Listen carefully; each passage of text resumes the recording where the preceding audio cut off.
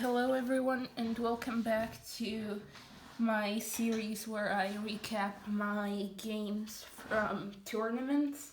This time we're going to be looking at a game that I just played today. And I had the white pieces. I was playing against a friend of mine who usually beats me in Blitz and Rapid, and he wins against me quite often in classical as well. And so let's see how this goes. I played e4, he played e5, I played knight f3, and he played knight c6. This is one of the most basic positions in all of chess, and now you have to decide whether you're going to go for d4 in the Scotch game, or you're going to go bishop c4 with the Italian, or bishop b5, the Spanish, or you can also go for the four knights with knight c3. You can go for the Ponziani with c3. There are many options. And I chose bishop c4, the Italian game. My opponent played knight to f6, which is one of the most common moves here. And I castled. The point here is that if he takes, I play rook e1, and then his knight is attacked as well as his pawn, and I'm going to win the e5 pawn after he moves his knight, because I already attack it with my knight on f3. So he can't really take it because it's an advantageous position for white. So instead he played h6, not wanting me to go for any fried liver nonsense with knight g5. And the point of the fried liver is that you attack the f7 pawn, and in this case he would have to play d5 if I went for knight g5, and it gets complicated from there, and you have to know a bunch of theory to make it out with a good position. And there is even a sacrifice on f7 that is possible if you, in a good and opportune moment, if you want to take advantage of it. So he avoided all of that with h6. I played c3, still with the idea that if he takes, I play rook e1, and also that I want to play d4, but I want to capture on d4 with a pawn so that I have a good center. Then he played d6, and I played h3 to avoid any bishop g5 pins, and now he took on e4. This pawn is somewhat good to take for white. For black.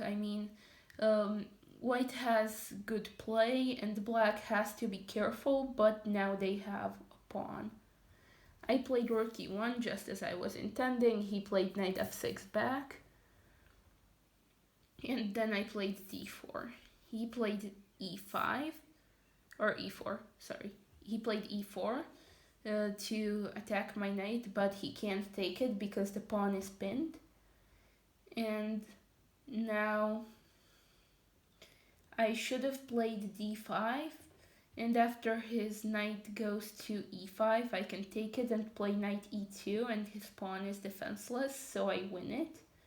But instead, which would have been the best continuation anyway, but instead I went for bishop f4 to try to prepare the move d5 so that if he goes to e5, I now win a pawn. He played bishop e7, and I played d5 anyway, now saying that if he takes on f3, I take on c6, which is what ended up happening. That he took my knight, I took his, and then he took on g2, because if you can take pawns, you should. But in this case, I did not. I played queen e2, uh, trying to say that he cannot castle because I win his bishop, and he took my pawn back. So now I have a lead in development. I'm castled.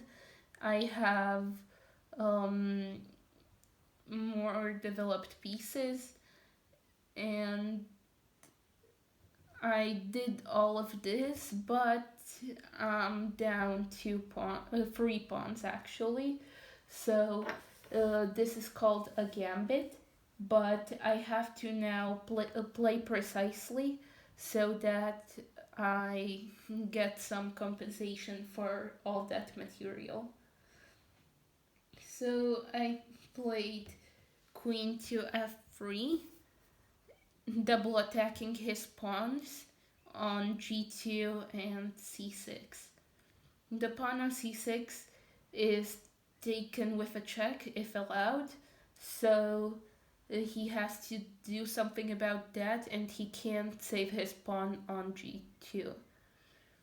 That being said, I didn't want to take it with the king because then my king is very exposed. Such pawns on g2, g7, or c2, c7 in case of long castling are good as umbrella pawns, which means that his pieces are behind his own, my opponent's pieces are behind his own pawn, so he can't attack me, so I can basically use his pawn as a shield or as an umbrella. So to get back to the game, after queen to f3, he played d5, I played bishop d3, and he played bishop e6, just covering the pinned bishop so that I don't have much counterplay. And I played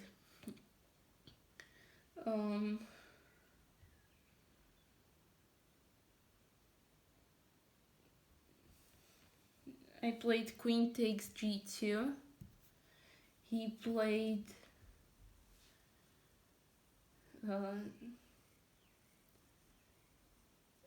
queen d7, attacking my h3 pawn. I went king h2 to defend it. Looking back, this was maybe not the best option. Maybe I should have gone h4, but it is what it is. He played bishop d6 now, pinning my bishop.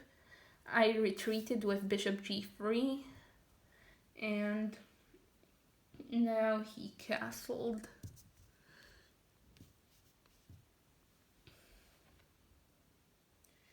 I went knight d2, developing my final piece and connecting my rooks, and he played rook a b8, attacking my pawn.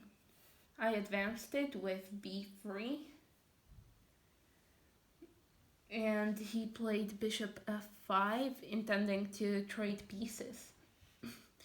I was quite happy about this trade because I don't have good squares for my bishop anyway, so I took it. He took. This was quite good.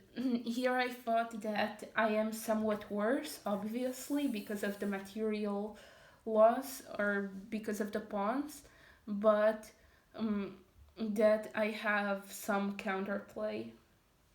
So after the queen took, I played knight to f3, getting my knight to protect my king.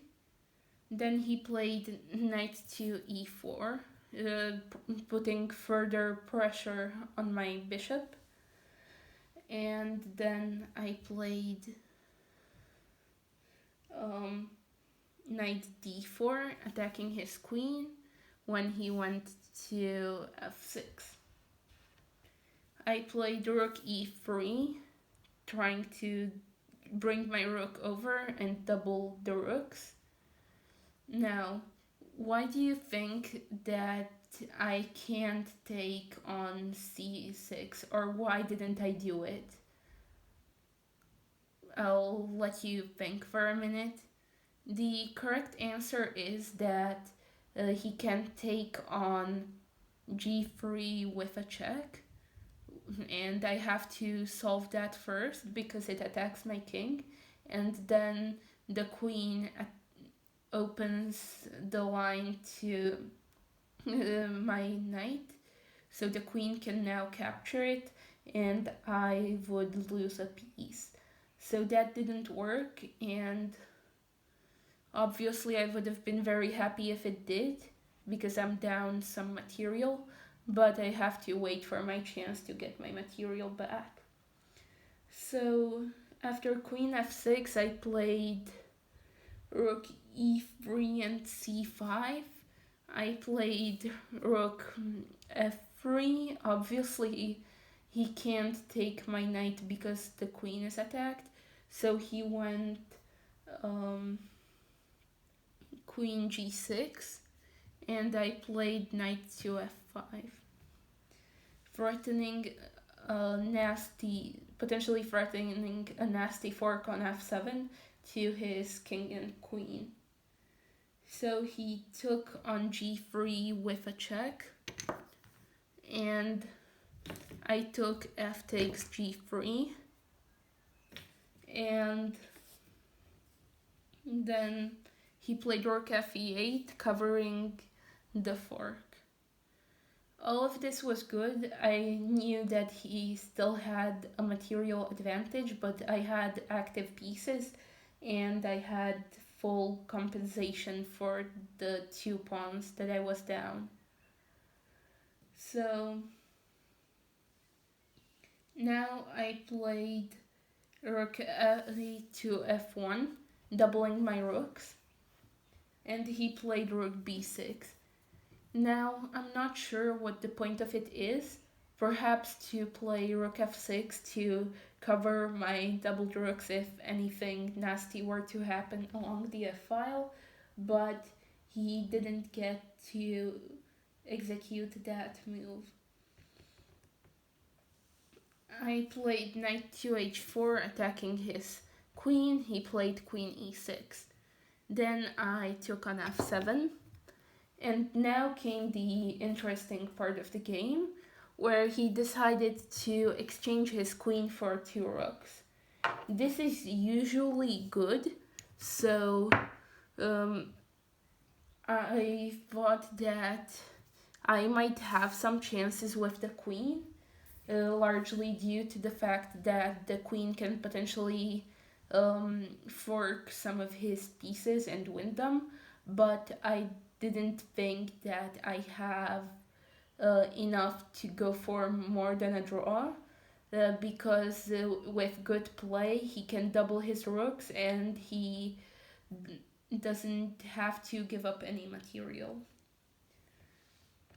So now I played queen to f3 check, where he covered with his rook. Now I gave another check on h5, and he played king to g8, and I took on d5 with a check.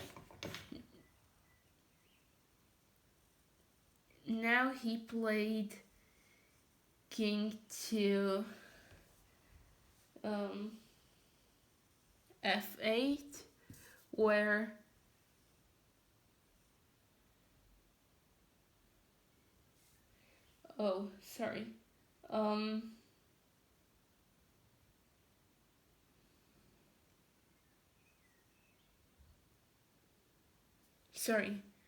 he played After this check on h5, he went to g8, so I took that pawn, and king h5, queen h5 check, king f8, and now